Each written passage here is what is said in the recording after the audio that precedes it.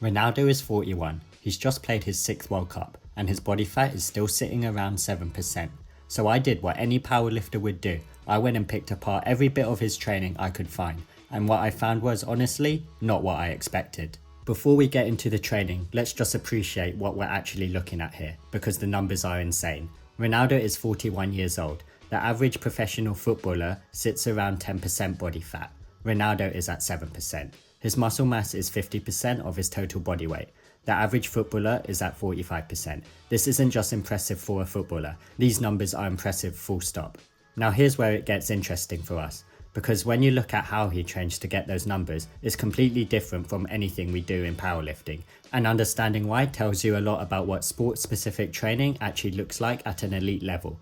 Ronaldo trains 5 to 6 days a week, sessions on the pitch, technical drills, speed work, agility, and sessions in the gym, strength and conditioning. Ronaldo's gym routine focuses on functional strength, explosive power, and core stability. It combines heavy resistance training with high intensity plyometrics, typically divided into a 5-day split. The program keeps him incredibly lean and agile for elite professional performance. His split may look something like this. Day 1, circuits. Day 2, upper body. Day 3, core and abs. Day 4, legs, functional and explosive training. Day 5, plyometrics and cardio.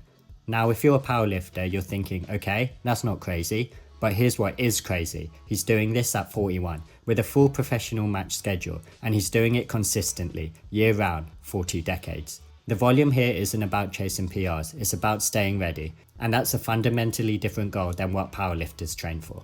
His rep range is set at 12 to 15 reps per set. Sometimes he'll go up to 20-25 reps. The lowest you'll see him go is 8 reps. There is no documented 1 rep max. No heavy squat singles, no max deadlifts.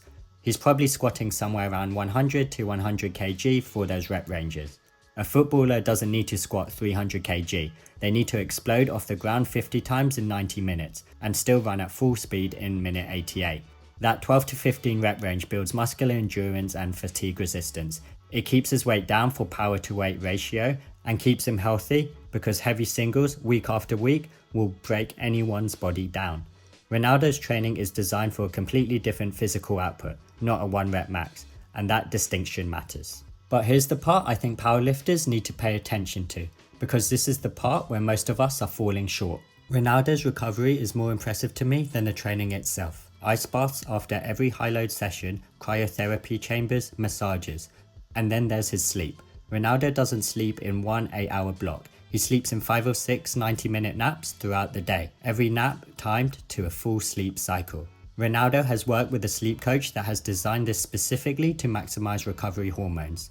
He has been quoted saying, and I'm paraphrasing here, that recovery is as important as training. If you don't recover well, you can't train well the next day.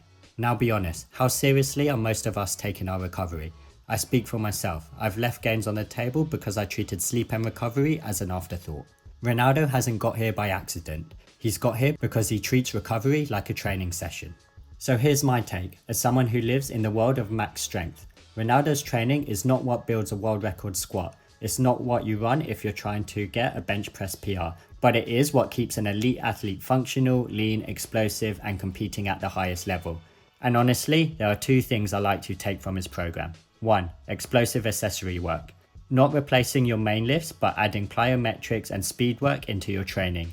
Rate of force development carries over to powerlifting. The faster you can move the bar off the floor or out of the hole, the better. 2. Take recovery seriously. Sleep, cold exposure, soft tissue work. Ronaldo is proof that longevity in sport doesn't happen by accident. Watching Ronaldo maintain this standard at his age, at a World Cup, is so motivating, regardless of your sport. If you want me to break down an elite athlete's training from a powerlifting perspective, drop a comment below with who you want next. What about an NFL lineman? That will be interesting.